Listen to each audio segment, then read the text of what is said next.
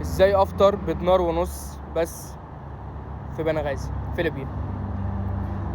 في مطعم يا جماعه في الماجوري. المطعم ده قديم بسم الله ما شاء الله، يعني ممكن من 2016 او حاجه او 2017.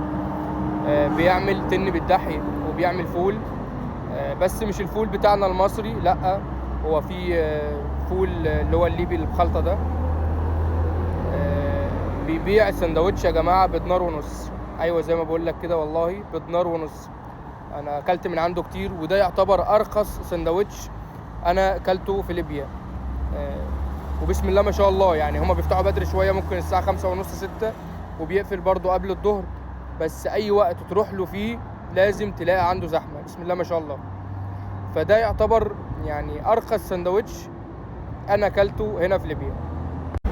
فممكن وانت رايح الصبح الشغل تجيب سندوتش بدينار ونص، تجيب 2 ب3 دينار، تجيب 3 سندوتشات وواحدة سنتوب كمان، ده كله ب5 دينار بس يا جماعة.